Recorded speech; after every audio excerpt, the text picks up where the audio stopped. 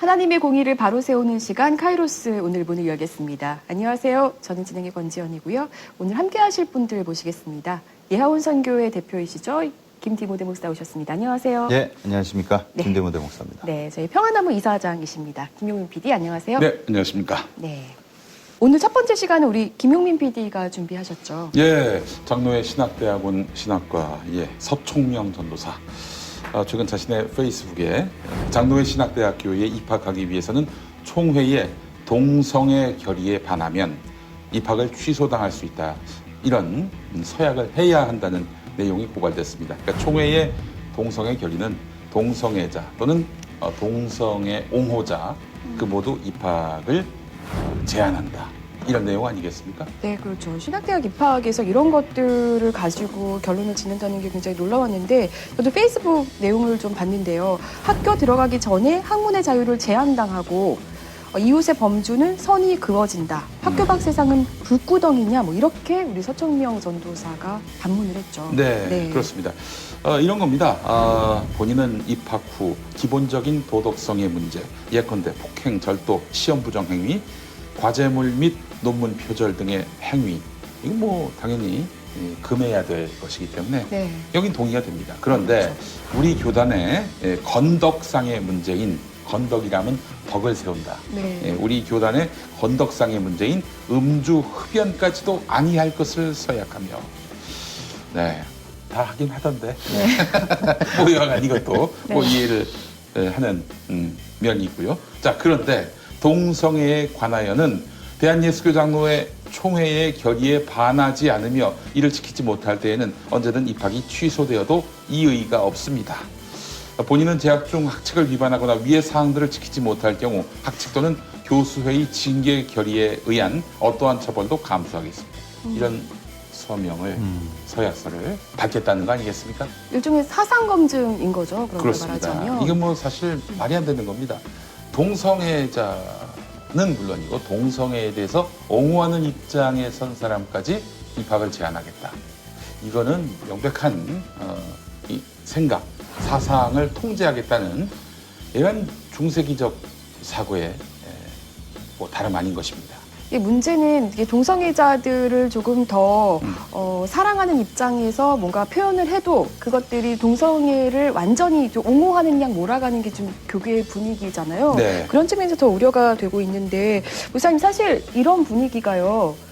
꼭 단지 장신대만의 문제는 아니지 않습니까? 예, 그 장신대뿐만이 아니라 웬만한 그 총회에서 동성애 문제가 많이 결의가 됐습니다. 그래서 동성애를 찬성하거나 친동성애 행보를 보이기만 해도 그 학교에서는 거의 이제 왕따 당하는 그런 분위기를 조성하고 있죠. 예. 아니 세상에 많은 학교가 있지만은 신학교는 사랑을 가르치고 용서를 가르치고 포용을 가르쳐야 마땅한데 혐오를 해야 된다. 혐오하지 않으면 학생 자격이 없다. 이게 말이 됩니까? 아니 예수 그리스도가 그렇게 생각하고 행동했습니까?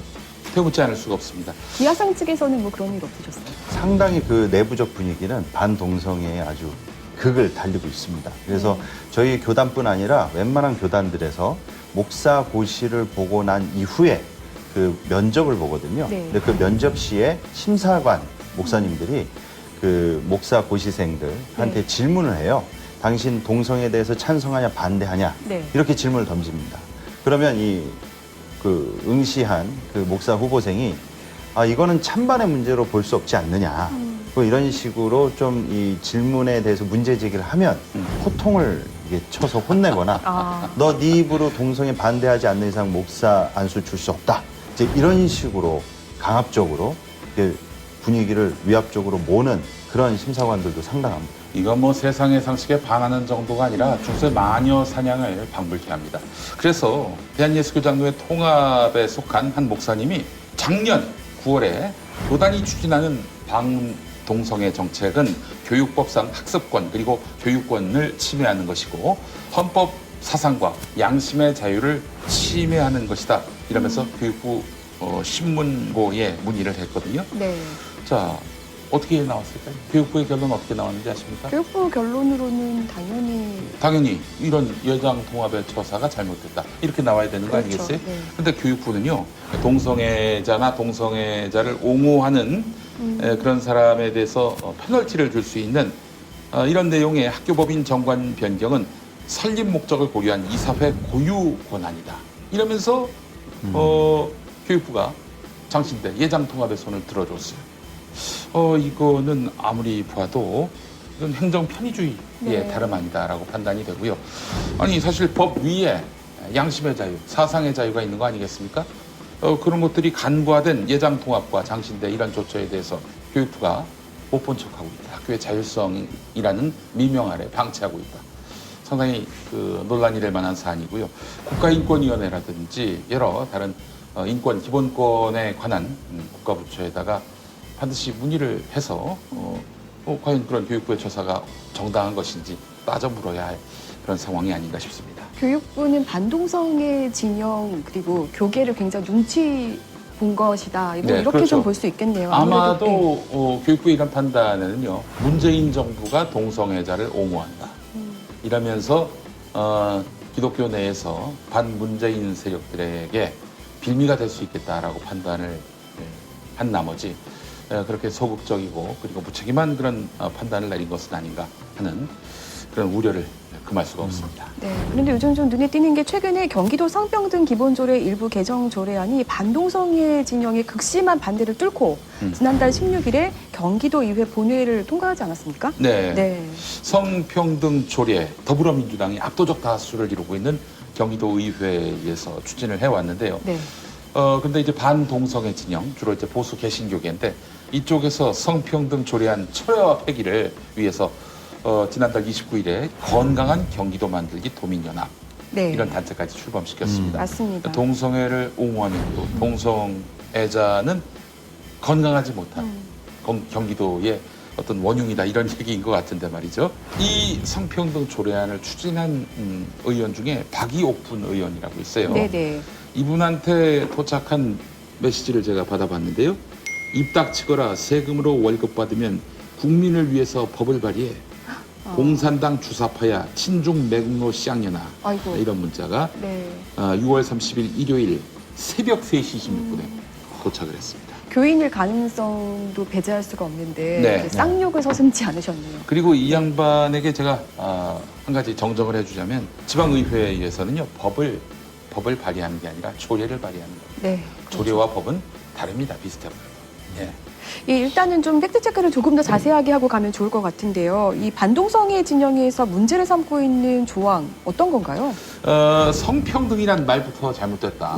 성은 양성만 있다. 남성과 여성만 있다. 왜 양성평등이라고 하지 않고 성평등이라고 하냐. 네. 이런 얘기입니다. 이건 비단 성소수자의 입장을 고려해서만이 아니라 성평등이라는 표현은 전 세계 보편적인 그런 차별 철폐의 그 하나의 원리로서 이 단어가 쓰이고 있는 것입니다. 박옥분 의원 말씀드렸습니다. 박이옥분 의원. 네. 반동성애 진영의 우려. 그러니까 양성평등이라고 쓰지 않고 성평등이라고 쓰는 것은 이것은 동성애자를 옹호하기 위한 것이다 라는 말은 지나친 확대 해석이다. 이런 지적을 제기했는데 말이죠. 성평등이란 용어도 이미 2010년에 제정된 경기도 성평등 기본조례에 그 이름이 달려있듯이 네. 성평등의 정의 자체는 현행 조문과 과거 개정안 사이에 전혀 차이가 없다. 이런 점을 네. 분명히 하고 있습니다. 그러니까 이미 우리가 성평등이라는 말을 굉장히 자연스럽게 지금까지 써왔고 그것으로 인해서 뭐 동성애자들이 더 늘어나거나 사실 그런 적이 없는데 네. 마치 그런 것처럼 이제 확대 해석을 하고 있다. 네. 또 이렇게 주장을 하는 거죠. 그렇습니다. 네. 그 이제 제가 봤을 때는 이 개신교 보수 진영이 어떻게든 문재인 정부는 민주당은 동성애자 편이다. 이런 식으로 이미지를 확산을 시켜가지고 내년 총선 때 보수 개신교인으로 하여금 더불어민주당을 찍지 않게 하려는 정치적 의도가 농후해 보인다. 이런 판단을 하지 않을 수가 없습니다. 안타깝게도요. 박이옥분 의원, 이분도 교인입니다. 네. 모태 신앙인이에요. 그럼에도 불구하고 지금 마치 신앙이 없는 사람으로 매도를 당하면서 반기독교 진영의 앞잡이처럼 지금 낙인이 바뀌었는데 이번 일로 인해서 평소 출석하던 교회에 나가지도 못한다고 합니다. 아이고. 김용민을 보는 듯합니다. 김용민도 2012년 총선 전으로 해서 네. 어디 기성교회를 나갈 수가 없어요. 그래서 교회를 차리게 된 셈이었는데 이 성평등 조례안 이것이 이제 개정됨으로써 개정된 내용도 뭐 동성애자를 옹호해야 된다 이런 내용 전혀 없어요. 그럼에도 불구하고 이미 전부터 썼던 성평등이라는 용어를 또 쓰고 있는 건데 과거에 썼던 걸 또 쓰고 있는 건데 새로 쓰는 것처럼 만들어가지고 이 사람은 동성애를 옹호하고 있다. 억측에 억측을 더한 것이죠. 게다가 또 성평등 조례안을 보면은 교회마다 성평등위원회를 의무적으로 설치 운영해야 하며 따라서 교회에서는 동성애자를 차별할 수 없다. 마치 이런 내용이 담겨 있는 것처럼 가짜 뉴스를 유포하는 세력들. 이 세력들 때문에 뭐 내용을 제대로 알아보지도 않고 가짜 뉴스를 검증하지도 않고 박용분 의원에게 쌍년아 이런 식의 문자를 보내고 있는 것입니다. 그러니까 그게 반드시 설치해야 된다는 강제성은 없다는 그런 거죠? 강제가 어떻게 이 대한민국 사회에서 통할 수가 있겠습니까? 권고사항이라면은 가능하겠지만은 강제로 무슨 수로 강제할 수 있습니까? 그것도 조례인데. 그렇죠. 네. 헌법도 아니고 조례인데. 예. 오히려 이렇게 교회가 동성애 혐오를 확산시키고 조장함으로 인해서 교회 혐오를 더 조장하고 있다. 뭐 이런 우려도 나온 지 하여간 굉장히 오래된 이런 것 같습니다. 성평등 관련한 조례안이라든지 입법안 같은 것들 발의만 하면은 혹은 뭐 공동 발의를 하면 또 법안 발의에 찬성만 하면은 폭탄 전화가 물밀듯이 들어온다고 합니다. 어느 누가 어떻게 지령을 내려가지고 단체로 전화 거는 것인지는 알 수 없지만 여간 이런 일로 인해서 기독교의 이익을 침해한다라고 판단되는 국회의원 이 사무실에는 뭐 정말 어마어마한 전화가 몰려든다고 합니다. 동성애와 또 무관하게 사회복지시설을 종교계가 많이 운영하고 있지 않습니까? 특별히 개신교계 같은 경우. 근데 거기서 직원들에게 11조를 강요를 했던 모양인가 봐요, 어디서.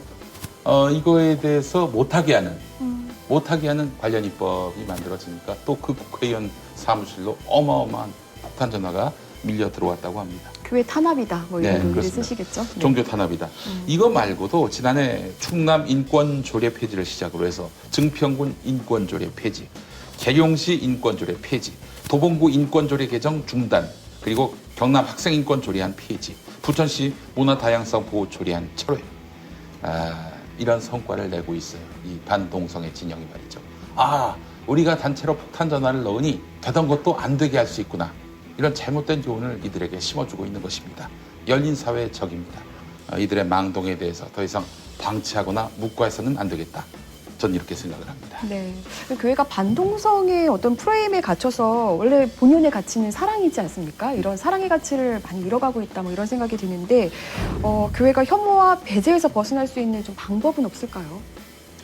일단 당대 예수님이 이 땅에 오셔서 활동하셨던 그 시대에 가장 많은 혐오를 산 사람들이 바로 사마리아인들 아니겠습니까? 네. 사마리아인 사는 동네면요 유대인들이 삥 돌아갔다고 합니다. 왜냐? 그냥 얼굴도 마주하기 싫은 거예요. 옷깃도 스치기를 바라지 않는 거예요. 그런데 예수님이 가셔서 사마리아인들 만나고 심지어 그 당대 또 하나의 차별의 대상이었던 여성과 말도 섞고 영원히 목마르지 않게 하겠다. 이런 말씀까지 축복의 말씀까지 던졌단 말이죠. 예수를 본받으면 됩니다. 예수의 뜻과 차별 혐오는 결코 마주할 수가 없는 것이고 네.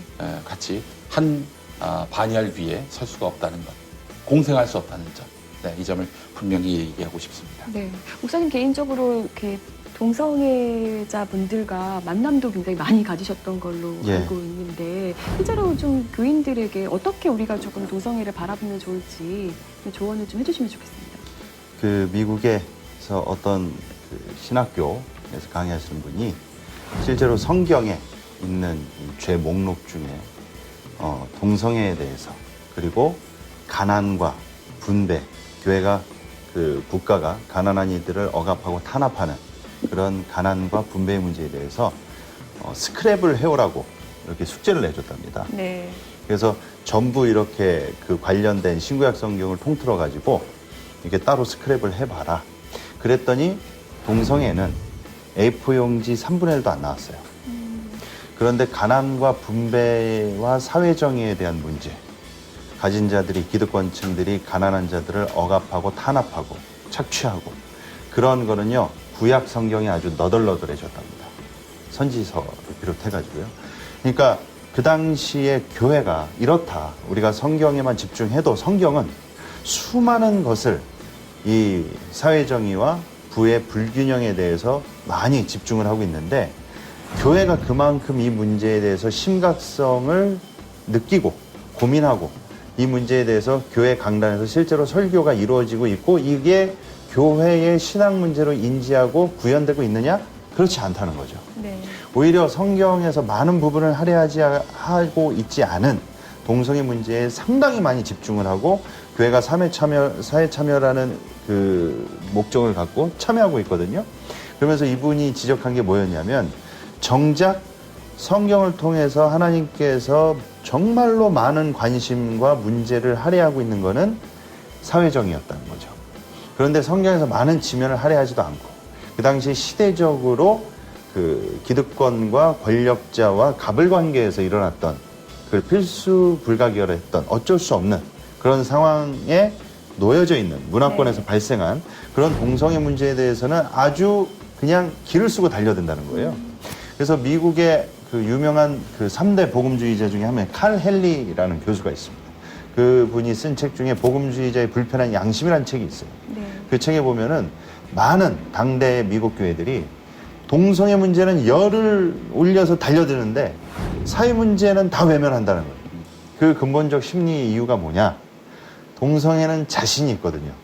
그 목회자들 대다수가 남자들인데 네. 본인들이 그거에 안 걸려들 네. 자신이 있는데 여자 문제라든지 그 뭐 음란의 문제, 그리고 돈의 문제, 그 다른 권력형 비리들은 다 걸려듭니다. 그러니까 그거는 집중해서 다루질 않아요. 그리고 또 교회가 그 권력과 유착이 돼야 되는 그런 지점들이 있기 때문에 사회정의는 철저하게 외면하는데, 교회가 정작 집중을 해야 될 문제는 외면하고 교회가 자신 있어 하는 그 걸려들지 않는 부분에만 이렇게 한다. 그러니까 복음주의자들이 이거를 양심이 있다면 불편해해야 된다. 네. 이제 그런 이야기들을 했던 적이 있습니다. 그래서 작금의 한국교회도 같은 노선에서 지금 반동성애 진영도 어떻게 보면은 이 세상 사람들로 하여금 지지받지 못하는 이유가, 니네들이 이 동성애를 갖고 문제 삼고 죄악이라고 지적하고 비판할 자격이 있느냐는 거예요. 니네들 자체가, 목회자들 자체가, 한국교회 자체가 온갖 부정, 부패와 비리와 그 음란 문제로 찌들어 있는데, 전병 사건도 처리하지 못했던 당신네들이 네. 동성애에 대해서 가타부타 규정하고 그들을 함부로 판단하고 성소수자들 교회 밖으로 죄인이라고 규정하고 지옥 갈 사람들이다, 이렇게 보는 것 자체가 문제다라는 것이죠. 예. 동성애의 애는 사랑하다 할 때 애 아니겠습니까? 네. 근데 이성 간 폭력 아닙니까? 그렇잖아요. 그렇죠. 그루밍 성폭력도 그렇고 네. 전병훈 목사건도 네. 그렇고, 그건 눈 감아줘요. 이게 말이 되는 얘기입니까? 어? 참 어처구니가 없습니다. 예. 아마 저희가 이런 방송을 하고 나면 또 평화나무 카이로스는 또 동성애 옹호 친동성애 방송이다, 네, 집단이다, 방송이다. 좀 이런 식으로 몰아가실 것 같은데요. 네, 좀 오히려 되돌아볼 수 있는 계기를 좀 마련하셨으면 좋겠다, 뭐 이런 네. 바람을 좀 가져봅니다. 제가 최근에 제보 전화를 하나 받았습니다. 극동방송이 복음성가 가수 박종호 씨의 노래를 틀지 말라, 선곡 금지령을 내렸다는 겁니다. 박종호 씨는 다 아시죠? 그렇죠. 하나님의 복음성가 은혜 부르셨던. 가수. 네, 네. 내가 나를 떠나도. 네, 그렇습니다. 네. 지금 노래가 하나님의 은혜를 살짝 흐르고 있는데요. 자, 이 하나님의 은혜를 불렀고요. 많은 사람들에게 감동과 은혜를 준 박종호 장로입니다. 이분이 무슨 사회적 무리를 빚었거나, 뭐 마약을 했다든지, 뭐 음주운전을 했다든지, 그런 거라면은 선곡 금지령 합당합니다. 그럴 수 있죠. 근데 그분이 그런 적은 없어요. 최근까지만 해도 암투병 그쵸. 하신 걸로 네, 알고 그걸 있는데. 아주 네. 극복하신, 참 그래서 많은 분들에게 또 은혜와 귀감이 됐던 분이었는데, 그렇다고 또 그분이 뭐 동성애를 옹호했다든지 그리고 뭐 이 복음주의로부터 이탈을 해가지고 뭐 범신론을 뭐 주창했다든지 그런 것도 아닙니다. 그분의 신앙 양심에는 변화가 전혀 없었어요. 그런데 선곡 금지령이 내려졌다. 이유가 있답니까? 일단 제보해 주신 분은 김장한 목사에게 눈밖에 난 것 같다. 이런 얘기를 하는데, 자, 이게 사실 처음 있었던 일은 아니고요. 전에 있었던 일은 또 소상히 설명을 드리겠습니다만은, 근데 이번에 흥미로운 건 뭐냐면은 PD들한테 구두로서 명령을 했다는 거예요. 구두로서. 그전에는 뭐 문건을 만든다든지 네. 뭐 지침을 공개적으로 이렇게 딱 시달할 텐데, 이게 나중에는 문제가 될 수 있겠다라고 판단했는지 구두로 이렇게 지시가 내려갔다는 거예요. 그래서 이건 뭐 상당히 좀 심각한 문제다. 이거 갑질 아닙니까? 갑질이잖아요. 그렇죠. 전혀 정당하지도 합당하지도 않은 그런 행동이고요. 극동방송은 노조도 없고요. 제작자의 어떤 양심과 책임 이런 거는 사실 사측이 다 가져갔어요. 결국 회장, 사장이 편집권, 편성권을 다 손에 틀어쥐고 무슨 노래 틀지 마라, 어느 가수는 출연시키지 마라, 이런 것까지 직접 시달한 과거의 일들이 있었습니다. 그래서 평화나무에 제가 또 사실 확인을 요청했습니다.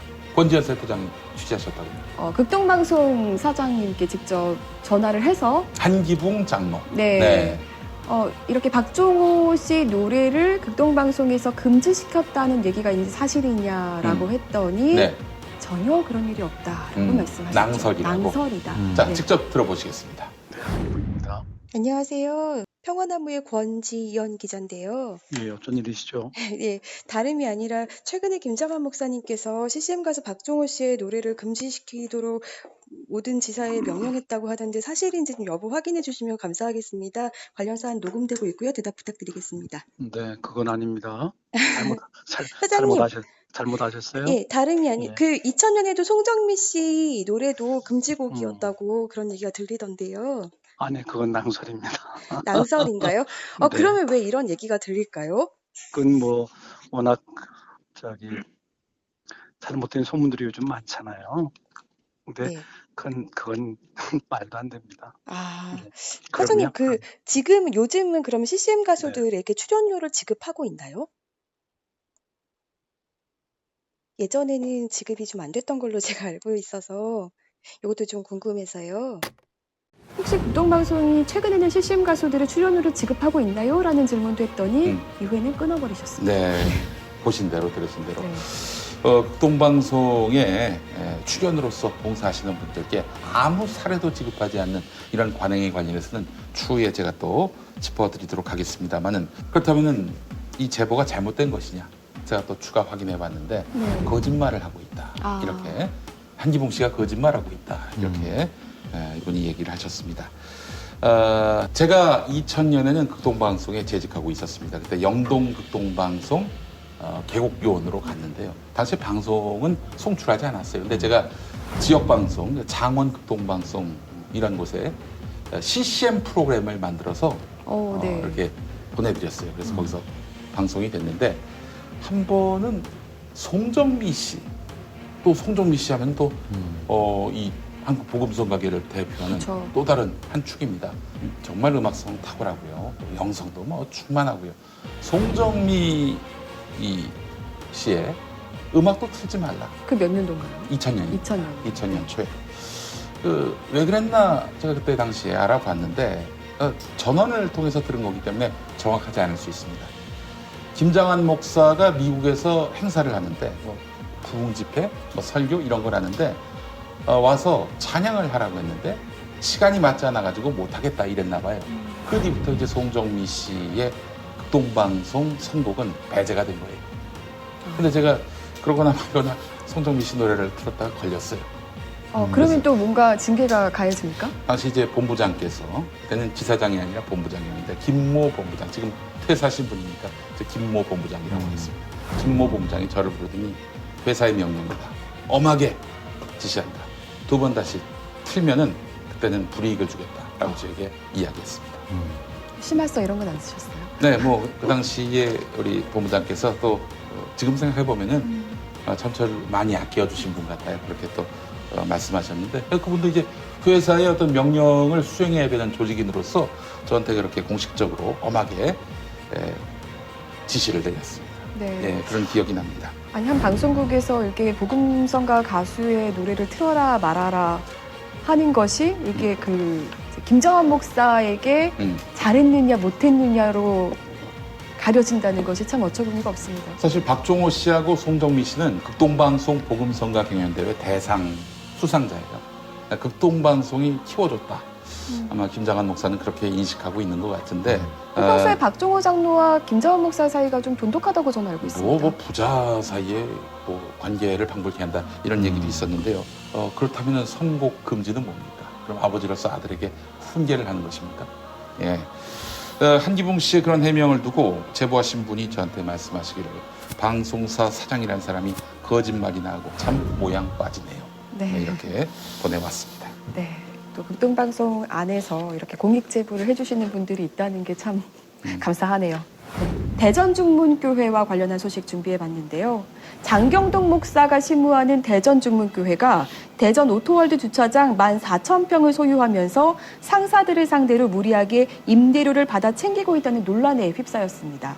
대전 오토월드는 2004년 조성된 중고자동차 매매단지로 이곳 상사들이 빌려 쓰는 주차장 땅 일부가 대전 중문교회의 소유입니다. 본래 오토월드 인근 토지는 1990년대부터 개발 제한구역으로 지정됐습니다. 그러던 중 2004년 대전시에서 개발 허가가 떨어지면서 일본 오릭스의 시행사인 NDM이 두산그룹으로부터 사들였고요.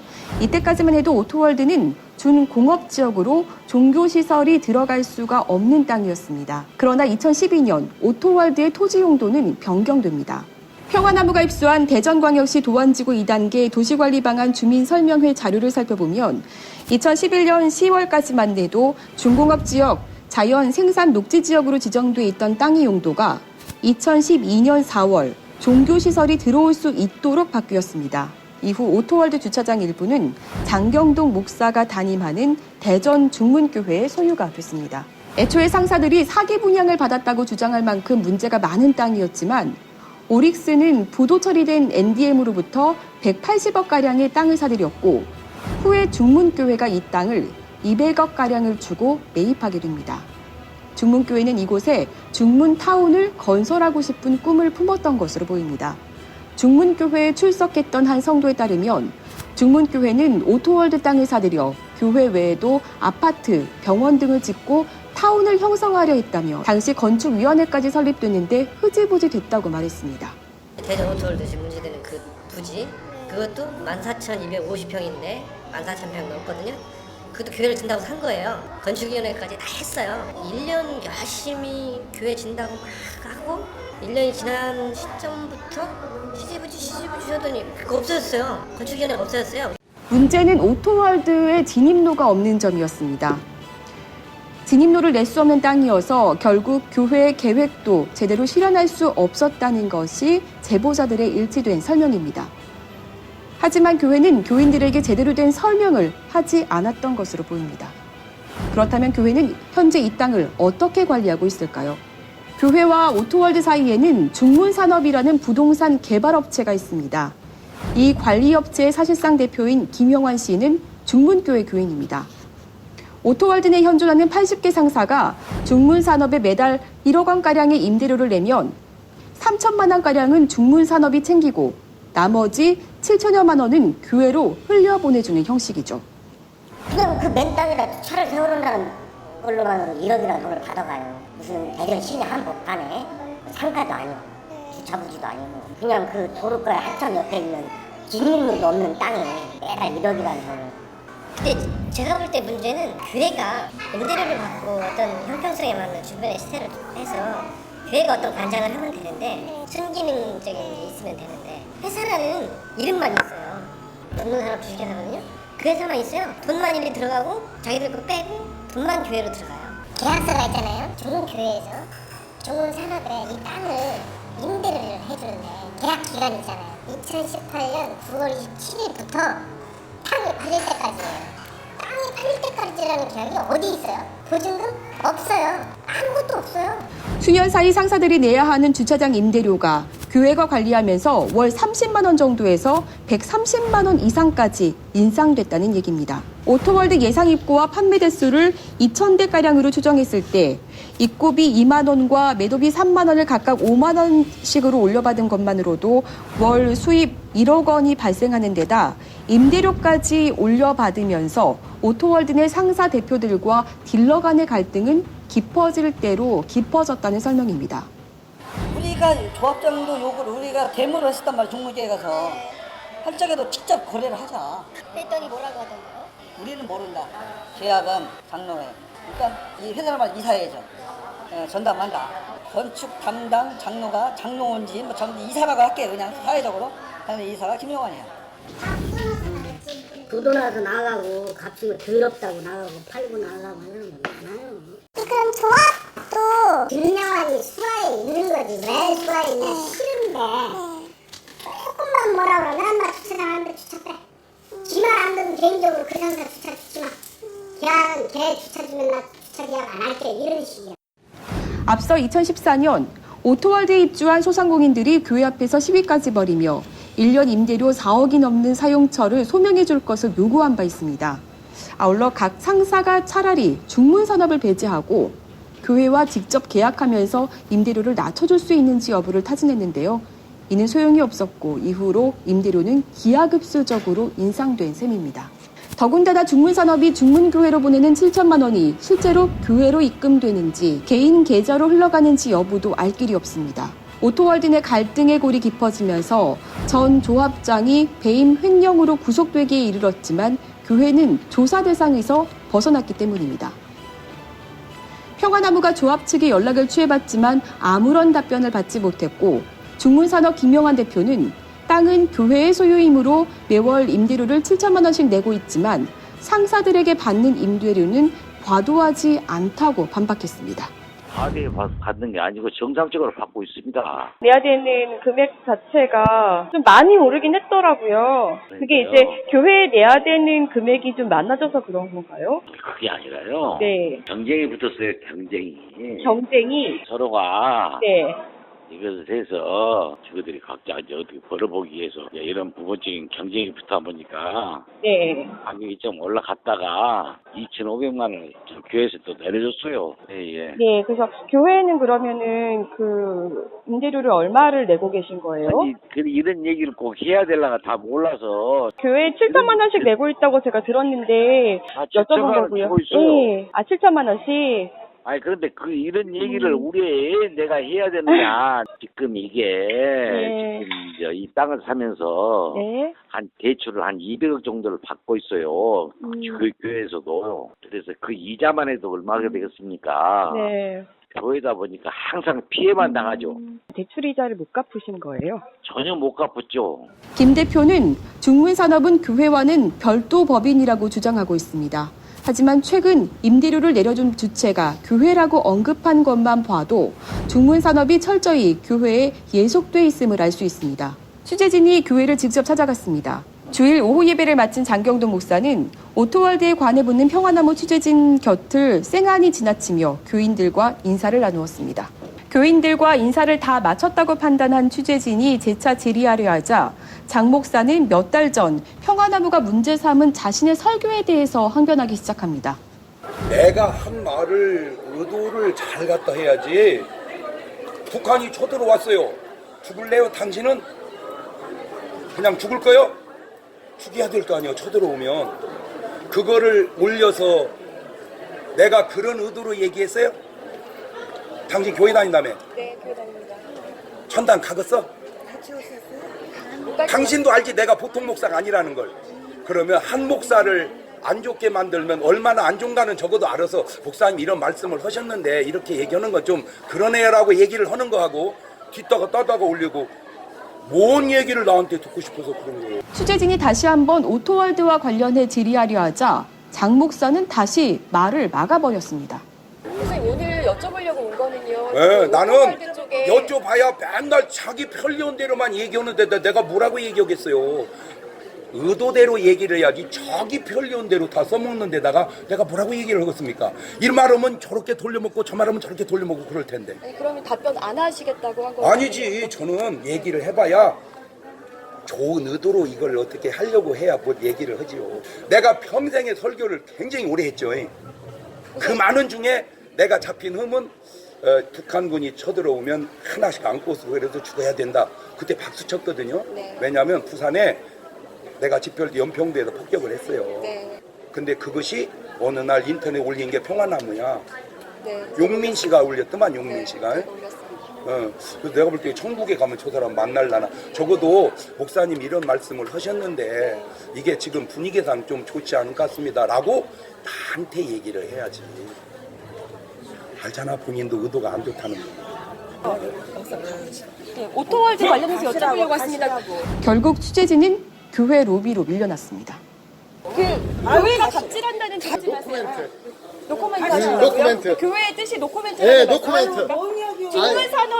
중문산업이 중문교회가 운영하는. 일단 여기까지가 준비한 내용인데요. 교회가 땅을 소유하면서, 그러니까 중간 관리업체를 두고 땅을 소유하면서 소상공인들로부터 임대료를 과도하게 받아 챙기고 있다. 뭐 이런 내용입니다. 좀 어떻게 보셨어요? 이게 세무관계가 어떻게 됐는지 너무 궁금하네요. 네. 교회는 세금을 안 냅니다. 교회 목사는 세금을 내는데 네.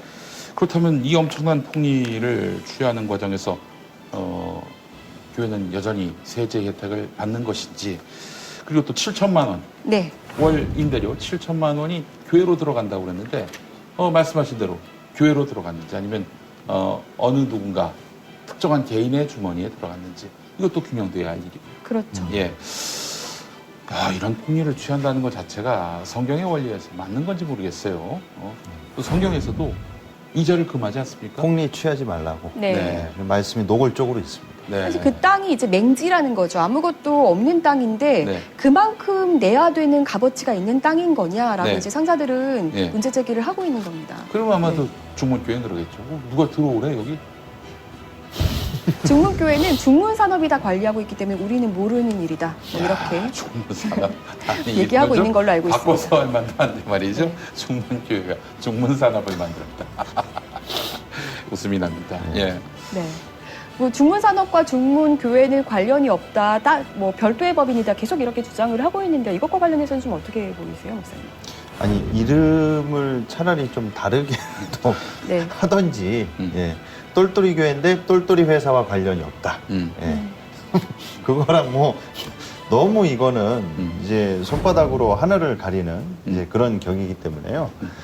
개연성이 너무나 확실하기 때문에 네. 예, 이거는 뭐 부인할 수 없는 사실인 것 같습니다. 그리고 일단은 이유야를 막론하고 이 대형교회가 그 돈을 가지고 어떤 비즈니스 사업을 하는 것 자체가 비성경적이고 네. 반복음적이다. 예, 그렇기 때문에 이 중문교회가 이러한 그 특별히 불로소득 아닙니까? 부동산 같은 경우는요. 이 불로소득으로 수익을 창출하는 이런 비즈니스에 교회가 교회 헌금돈을 가지고 손을 댄 것. 그리고 어떠한 이 교회가 직접적으로 손을 대면 또 문제가 발생이 되기 때문에 그거를 또 교회 이름을 본딴 또 어떤 유사 또는 어떠한 이 사업체나 그 회사를 설립해서 그걸로 교회가 이제 뭐 마치 바지사장처럼요. 이 교회의 담임 목회자나 또 특정인들을 통해서 그 교회의 헌금을 유용해서 이런 식으로 비즈니스를 하는 이런 행위 자체가 저는 애시당초부터 이런 교회가 할 일이 아니다. 네. 이런 목회자로서 할 일도 아니다. 네, 저는 그렇게 말씀드리고 싶습니다. 우리 장경동 목사님의 부동산 사랑이 아주 대단하네요. 근데 전국 각지에 특히 이제 충청권을 중심으로 해서 곳곳에 네. 지성전이 있더만요. 그렇습니다. 네, 그 부분도 좀 알려드릴 텐데 우선 오토월드 부지에 원래는 교회를 짓지 못하는 어떤 부지였는데 교회가 종교시설이 들어설 수 없는 부지였는데 종교 부지로는 이제 용도가 변경이 되긴 했지만 진입로를 낼 수 없어서 결국은 교회를 짓지 못한 겁니다. 예. 그런데 과연 이렇게 문제가 될 거라는 것을 교회가 과연 몰랐을까? 어떻게 보세요? 글쎄요. 저는 일단 기본적으로 교회 건축에 목적이 있었다 하더라도 네. 그렇다면 이 맹지가 돼버렸는데 네.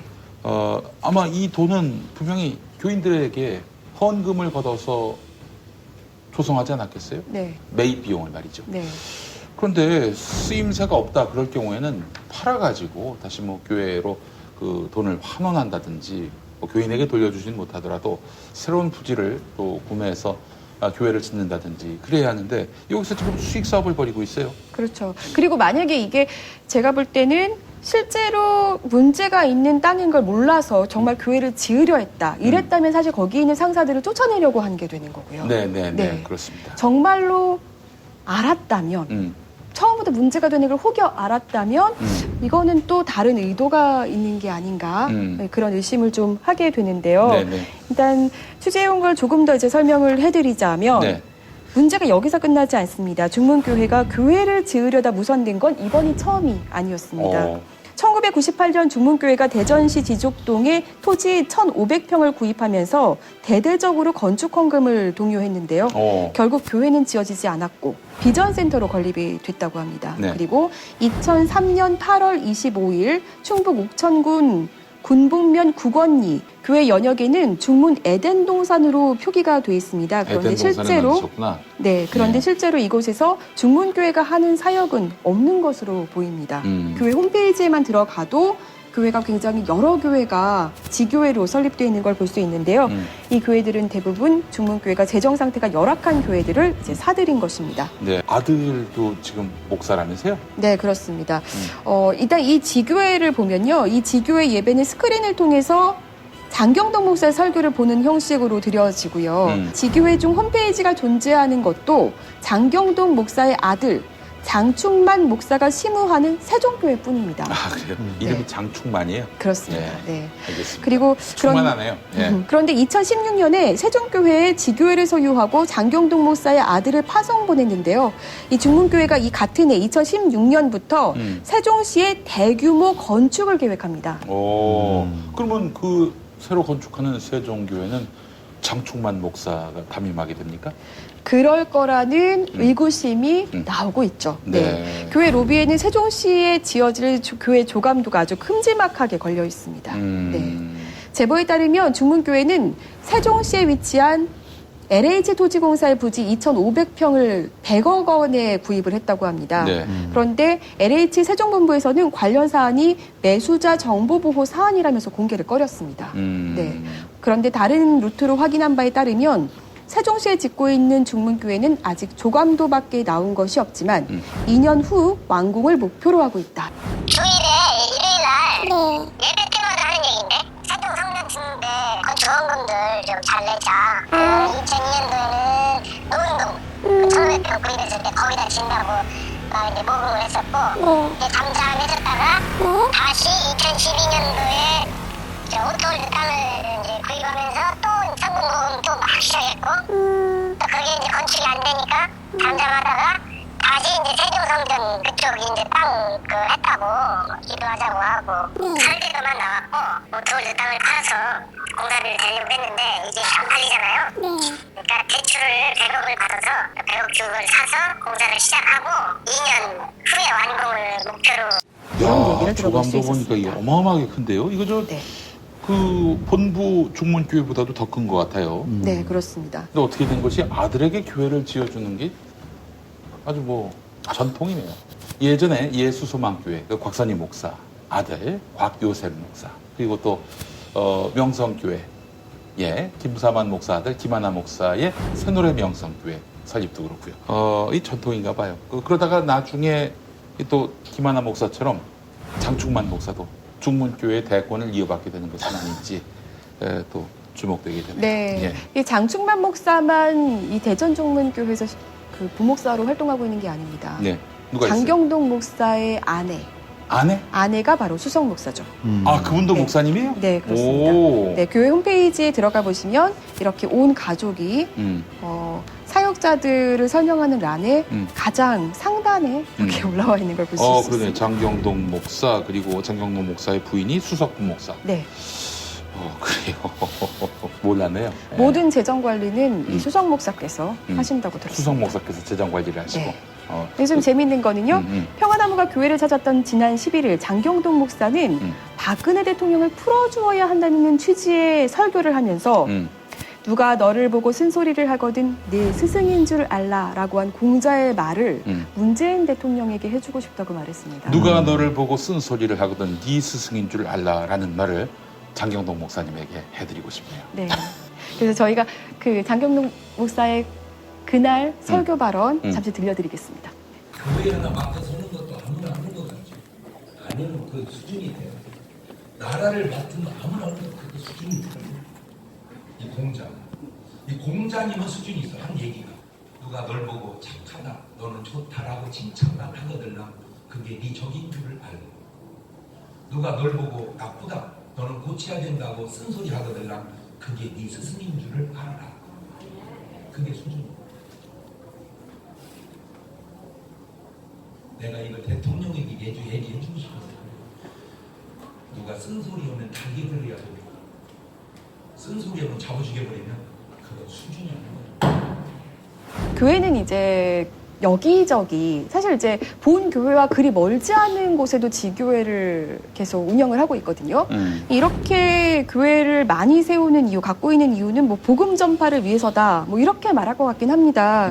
그런데 어떻게 보세요? 진짜 복음 전파를 위해서 이렇게 교회가 많이 필요할까요? 말도 안 되는 얘기고요. 이런 말씀이 있습니다. 보물을 하늘에 쌓아야지 땅에 쌓지 말아라.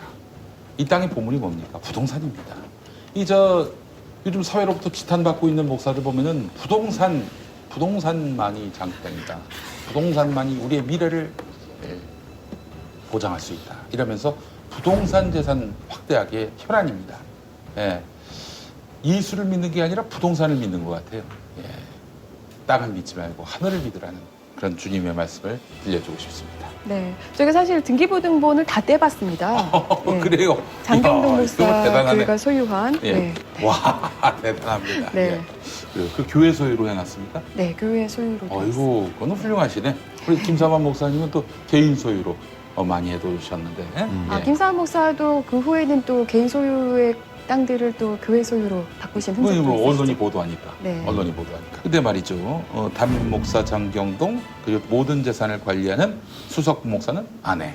그리고 후임자가 될 가능성이 높은 세습할 가능성도 은근히 또 예견할 수 있는 아들은 또 세종에서 무럭무럭 또 목회자로서 이력을 더해가고 있고, 뭐 교회 이름으로 하나, 뭐 본인 것으로 하나, 뭐 큰 차이가 없어 보입니다.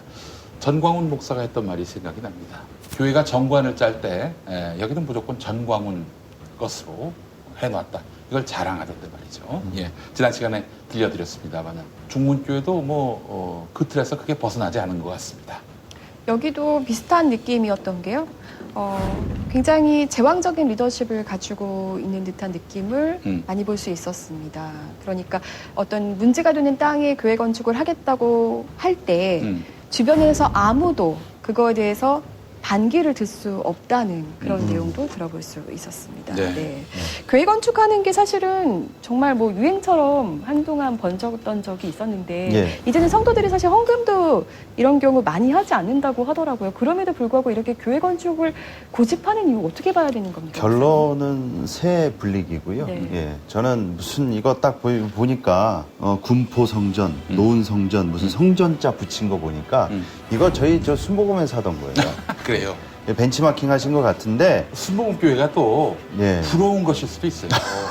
그거 그냥 조용기 목사가 했던 거 그대로 따라한 느낌이 듭니다. 그 방송 설교하고 그 지성전이라고 그래가지고 네. 지역마다 교회 세워서 성전자 붙이고 거기 충성파 목사들 파송해가지고 이렇게 하는 이 시스템 자체가 저는 좀 이렇게 막말로 거기서 못된 것만 배워가지고 네. 그대로 하는 거예요. 무슨 교회가 무슨 GS25나 무슨 맥도날드 프랜차이즈도 아니고 무슨 지점마다 무슨 뭐 중문자 다 붙여가지고 그래도 중문자는 뗐네요. 네. 예, 좀 이렇게 프랜차이즈 하는 데는 앞에다가 이제 뭐 명성이면 명성, 그리고 또 이제 뭐 여의도면 여의도, 그래서 앞에다가 그 본점 이름을 붙이거든요. 그리고 교회가 어떻게 성전이 될 수 있습니까? 예, 이게 물론 우리의 몸을 하나님의 성전이라고 하는데 교회를 성전이라는 단어에 이 프레임을 씌워가지고 좀 더 이렇게 거룩하고 신격화하려는 그런 의도가 다분하거든요. 그렇죠. 그렇게 해서 네. 성역화함으로써 우리의 비리가 있어도 우리 털지 마. 여긴 성전이야. 성전이라고 성역이야. 이렇게 말하고 싶은 걸 겁니다. 그 장경동 목사 세대의 그 목회자들이 네. 진짜 토시 하나 안 들리고 미국 그 메가 처치 시스템을 그대로 배워갖고 와서 그대로 반복을 하고 있거든요. 네. 그래서 그것이 지금 미국 교회를 보시죠. 쇠퇴하고 있습니다. 근데 지금 끝물이 들었다고 그래야 되나요? 네. 거의 지금 끝물인데 그거를 지금 다시 반복하고 있어요. 그래서 미국 교회 같은 경우도 그런 식으로 지부식으로 그 지점식으로 했다가 지점. 하나하나 네. 매각당하고 지금 본 교회 건물조차도 많이 매각들 당하고 있거든요. 네. 이 전철을 그대로 밟고 있는 이 사실 자체가 너무나 안타까운 현실이죠. 네. 근데 중문교회가 이렇게 주장할 수도 있을 것 같습니다. 보통 이제 재정이 어려운 교회들을 이단들이 많이 사가지 않습니까? 네. 근데 이단한테 넘어갈 수 있는 교회들을 우리가 산 거다. 뭐 이렇게 또 주장할 수 있지 않을까요? 아주 훌륭한 일 하셨네요. 최근에 들어온 소식에 의하면은 성령교회 아시죠? 네. 순복음 성남교회였어요. 네. 근데 행정적 위치는 경기도 광주시에 있는 성령교회인데 이 성령교회가 다락방 쪽으로 넘어가게 됐다. 다락방 쪽으로 넘어가게 됐다. 이런 보도가 나왔고요. 이미 뭐 수많은 대형 교회들 무리하게 그 금융 채무를 써서 건축했던 교회들이 하나님의 교회, 신천지 등에 넘어가고 있는 일들 뭐 이젠 새롭지 않습니다. 당장 미국의 대표적인 번영 신학의 상징 크리스탈 처치 수정교회 누구한테 넘어갔습니까? 그러니까 뭐 이단이라고 말할 수는 없겠지만 가톨릭에게 넘어갔습니다. 예, 하나님의 축복을 우리가 크게 받으려면 큰 성전을 지어야 한다라는 이런 미몽, 착각 이제 벗어날 때가 온 것 같습니다. 장경동 목사께서 이 권지현 센터장과 김용민이가 천국에 못 간다 이런 말씀하셨는데 못 만날 수도 있다. 네. 천국에서 못 못 만날 갈 수 것 있다. 못 만날 것 같다. 네. 근데 저는 장경동 목사하고 제가 권지현 센터장을 못 만날 것 같아요. 저희가 지옥 간다는 얘기입니다. 아이고. 네. 무슨 말씀이십니까? 네. 저는 장경동 목사님도 천국에서 꼭 뵙기를. 네. 네, 저도 장경동 목사를 천국에서 만나 뵐 수 있기를 바라면서 더 이상 부동산으로 인한 불로소득 그만하셔야죠. 땀 흘리지 않고 버는 소득에 대해선 무한한 책임감을 가져야 됩니다. 적어도 그리스도인이라면. 네, 끝으로 묻겠습니다. 평화나무 질의에는 답변할 의사가 없다고 하셨는데요. 네, 과연 오토월드 내 소상공인들의 호소 그리고 재정 상태에 대해서 의문을 갖고 있는 성도들의 질문에는 귀담아 들을 용의가 있으신지 묻고 싶습니다. 네. 다음은 김디모데 목사께서 준비해 오셨죠? 예. 네. 저는 이제 최근에 많은 그 목회자들이 식민사관적 그 발상이 담긴 그런 내용들을 서슴없이 주일 설교 시간에 그리고 성경 공부를 인도할 때 많이들 이 발언들을 했던 게 최근 이슈가 돼서 문제가 됐었죠. 그 원인과 이유에 대해서 좀 함께 살펴보고자 합니다. 네. 예. 친일 발언으로 최근에 무리를 빚은 목사들이 많지 않습니까? 예, 많습니다. 네. 근데 그 사람들의 공통점이 있습니다. 무슨 네. 공통점이냐면 그런 식으로 처음부터 그 신앙관 자체를 신학교에서 배웠고 네. 그리고 그 사람들의 신앙을 누군가로부터 그렇게 전수를 받았던 그런 이유들이 몸에 밴 게 그대로 자신의 그 사상과 신앙관이 설교나 성경 공부를 인도할 때 이게 자연스럽게 나오는 거거든요. 네. 근데 왜 이렇게 그런 식민사관적 그리고 제국주의의 침략에 기반한 네. 그런 지배 논리에 의한 그런 신앙관을 갖게 되고 그것이 나오게 됐는지 네. 그 근본 원인의 가장 큰 이유는 이 신학교입니다. 그래서 신학교에서 성경을 이제 가르치고 신학을 가르칠 때 신학 중에서도 제국주의적 지배의 영향을 받은 그 신학 그 사상 노선이 네. 은근히 많습니다. 근데 본인들이 이런 제국주의적 그 선교 현장에서 그 배경하에 본인들이 물들어 있다는 것 자체를 망각하거나 몰라요.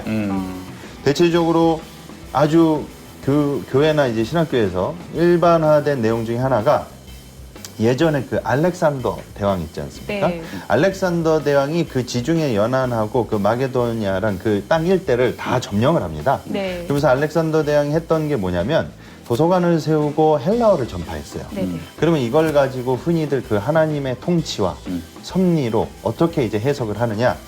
그 헬라어권을 만들므로써 알렉산더 대왕을 하나님이 들었을 때 헬라어권을 만들고 그 다음에 헬라어 성경을 만든 것이다. 그래서 복음을 퍼뜨리기 위한 하나님의 빅피처였고 뜻이고 섭리였다. 실제로 진짜 이렇게 가르치고 이야기하는 분들이 상당히 많습니다. 이런 그 기반 하에 나왔던 발언을 한 사람 중에 대표적인 사람이 예전에 그 문창극 네. 오늘의 교회 장로님이시죠. 네. 예. 중앙일보 주필도 했었고요. 네. 예, 맞습니다. 근데 이러한 그 신학 사상의 근본적인 이유가 뭐냐면요. 그 알렉산더 대왕이 치룬 그 전쟁 중에 수많은 그 생명에 대한 그 죽음, 그리고 전쟁으로 인한 그 피해, 고통, 그게 모두 하나님의 뜻과 섭리로 둔갑해 버린다는 거예요. 네. 그래서 저희 사이에 무슨 얘기가 있냐면 그 어떤 선교사님이 계신데 그 선교사님이 너무나 훌륭한 선교 사역을 해서 많은 사람들에게 복음을 전해서 구원하셨어요. 네. 그리고 교회도 많이 세우고요. 근데 그 선교사님의 어머니가 실은 강간을 당하셔서 이 선교사님을 낳은 겁니다. 그러니까 이걸 가지고 또 어떻게 해석을 하느냐? 하나님이 이 선교사로 하여금 강간을 당하게 하셔서 태어나게 해가지고 네. 이런 상황을 하셨다. 그 섭리와 뜻이 큰 뜻이 있는 빅피처였다. 이렇게 함부로 얘기하는 이와 유사한 타인의 고통과 아픔에 대해서 뭔가 하나님의 뜻을 빙자하거나 빌리는 그런 케이스들이 상당히 많습니다. 그래서 저희가 특히 그 성경에 나오는 인물들 중에 요셉이 나오거든요. 네. 요셉이 나중에 국무총리가 돼가지고 7년 기근이 됐을 때 온 가족들이 그 애굽에 와서 그 기근을 면하게 돼요. 그래서 요셉이 이렇게 고백을 합니다. 하나님께서 나를 미리 보내셔가지고 우리 가족을 구원하시기 위해서 이렇게 섭리하셨다. 근데 이 구절을 갖고 많은 사람들이 설교를 하거나 교회에서 이제 회자가 될 때 하나님이 이러한 고난과 고통과 역경을 통해서 때로는 결과론적으로 구원과 그리고 하나님의 선하신 뜻을 이루고자 하는 역사였다. 이런 식으로 이야기들을 하는데요. 중요한 건 뭐냐면 이 고통당한 뜻에 대해서 이야기를 한 주체가 요셉 당사자였다는 거죠. 근데 만약에 그 형들이 야, 네가 오늘 그렇게 국무총리 된 것은 이게 다 하나님 뜻이었고 우리가 널 미워하게 하나님이 하셔가지고 이렇게 해서 구원하려고 그러는 하나님의 뜻이니까 네 그 고통과 그 아픔을 연단이라고 생각하고 감사해라. 이딴 식으로 말할 수 없다는 것이죠. 근데 이러한 유형의 설교나 이러한 유형의 신학적 가르침, 곧 하나님의 뜻과 섭리, 하나님의 통치, 이러한 그 하나님의 주권적인 부분을 타인의 고통과 아픔에 대해서 합리화시키고 타당화시키고 정당화시키는 이 아주 결정체가 뭐냐면 제국주의적 그리고 식민사관적 신학하시는 분들이 물드신 분들이 이런 발언을 서슴없이 합니다. 그러니까 우리나라가 예수 믿고 교회가 세워지기 위해서는 흥선대원군이 세국정책 피고 그 이씨 왕조가 그런 식으로 나라를 말아먹었기 때문에 하나님이 선하신 의도로 우리 조선을 구원하시기 위해서 일제를 통해서 쳤기 때문에 일제는 알고 보면 은인이다. 이런 말도 안 되는 이 발상이 이렇게 나오게 된 근간이 된 것이죠. 명성교회 김삼환 목사가 세월호 참사 직후에 했던 말이 그거 아닙니까? 하나님이 이 나라에게 기회를 주시기 위해서 세월호 침몰 사고를 만드셨다. 이런 망언. 그러면은 우리 희생자들, 피해자분들은 그런 하나님의 계획 속에서 죽어마땅한 그런 존재였다는 얘기입니까? 정말 이런 거에 대해서 반성하거나 사과도 안 했어요. 그냥 넘어갔어요. 유독 이제 아픔을 겪고 있는 사람들에 대한 어떤 공감 능력이 목회자들이 많이 떨어지는 것 같습니다. 네, 특히 2차 세계대전 종전 과정에서 있었던 원폭 투하, 이것도 기독교 문명국인 미국이 하나님의 어떤 그런 뜻을 받들어서 일본을 타격을 입혀가지고 결국 백기를 들게 만들었다. 하나님의 개입이다. 이런 식으로 또 미워하는 인간들도 종종 있더라. 예, 남의 불행. 그렇게 해서 원폭투하로 인해서 피폭된 분들 중에 생존자들 죽는 것보다도 못한 고통을 겪으면서 나머지 인생을 살았고요. 그렇게 해서 비탄하게 생을 마감했습니다. 그분들에 대한 공감대가 요만큼이라도 있다면 그런 말 못하죠. 하나님을 좀 왜곡시키는 설교나 발언들은 안 나왔으면 좋겠습니다. 일제 그 강제징용 피해자분들이 지금도 생존해 계시고 네. 그리고 지금 종군 그 성노예 그 피해자분들도 지금 뻐짓이 다 살아 계십니다. 근데 일제 만행에 대해서 용서하라는. 근데 성경에 있는 기본적 가르침은 회개가 전제돼야 되거든요. 저희가 예수님을 믿고 회개하고 천국 간다고 하지 않습니까? 네. 회개하지 않고 자신의 잘못을 반성하지도 않고 인정하지도 않고 뉘우치지도 않는 것을 일방적으로 우리가 뭐 죄인을 뭐 용서하고 원수를 사랑하는 것은 그 사람이 언제든 뉘우쳤을 때 그 마음의 준비 자세를 이야기하는 것이지 네. 그 사람이 적반하장으로 나오는 것까지도 어거지로 용서하라는 게 아니거든요. 그래서 저는 그런 피해자분들에 대해서 일제의 만행에 대해서 함부로 이야기하시는 목회자분들을 보면 저도 목사지만 한번 좀 돼지게 팬 다음에 날 용서해라. 네. 그렇게 한번 해보고 싶은 그런 마음까지도 이게 올라오고는 합니다. 교회가 굉장히 쉬운 용서를 하지만 그 쉬운 용서를 그런 성도들에게 누구에게나 베푸는 건 아니다. 뭐 이렇게 좀 받아들여지네요. 네. 네, 알겠습니다. 성도들이 좀 분별할 수 있는 팁이나 좀 노하우가 있을까요? 네.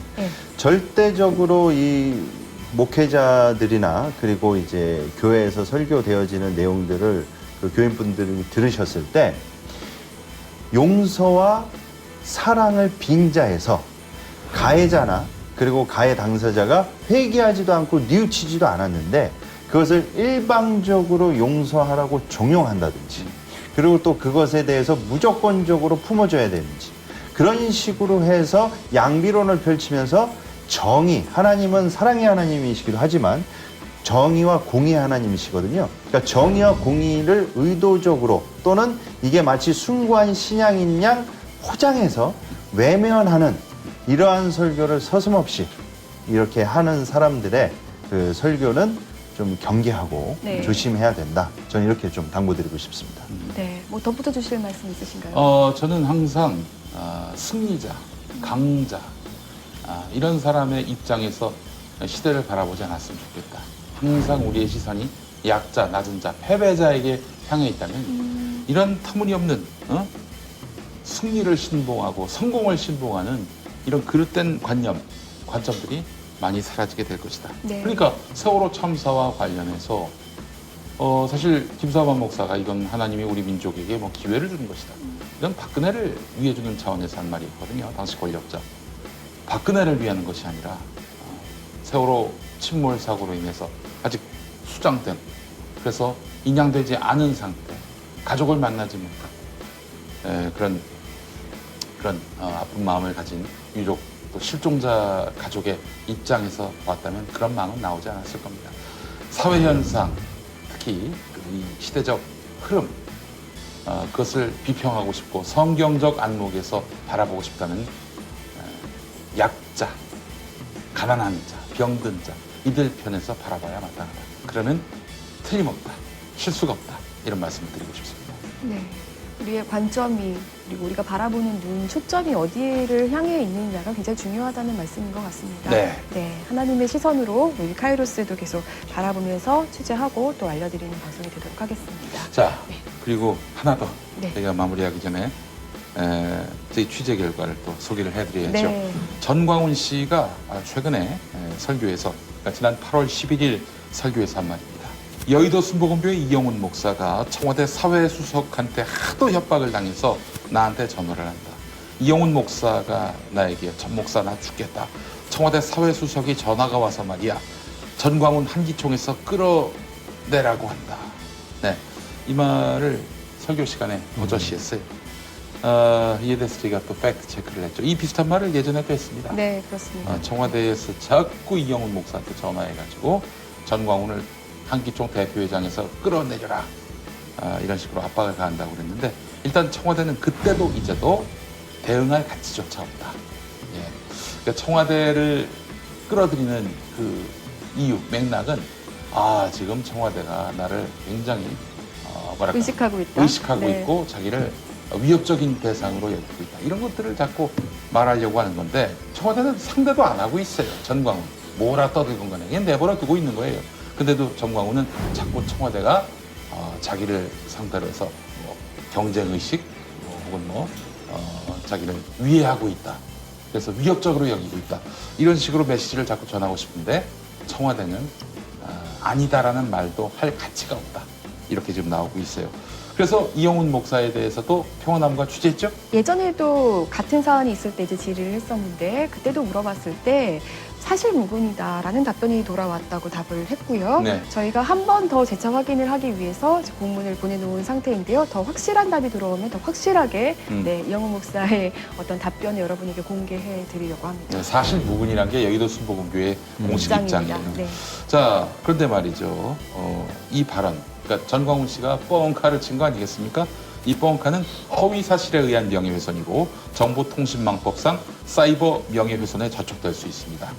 그래서 저희 평화나무가 고발하겠습니다. 전광훈 씨를 고발해서 이렇게 청와대 끌어들여가지고 자신의 몸값을 올리려고 하는 것 같은데 두 번 다시 이런 짓 못하게 저희가 가짜 뉴스를 엄당하는 차원에서 전광훈 씨를 고발하겠습니다. 이 청와대를 자꾸 언급하는 이유는 본인이 그만큼 대단한 사람이다라고 이제 본인의 얘기를 들어주는 사람들에게 그만큼 자기를 과시하기 위한 어떤 포장처럼 보이는데요. 이제는 좀 그만하셔야 될 것 같습니다. 네, 아무도 안 믿어요, 기본적으로. 네. 네, 알겠습니다. 오늘 소식도 잘 들었고요. 다음에 더 알찬 소식으로 여러분 찾아뵙겠습니다. 네, 카이로스 오늘 여기서 마치겠습니다. 함께해 주셔서 감사합니다.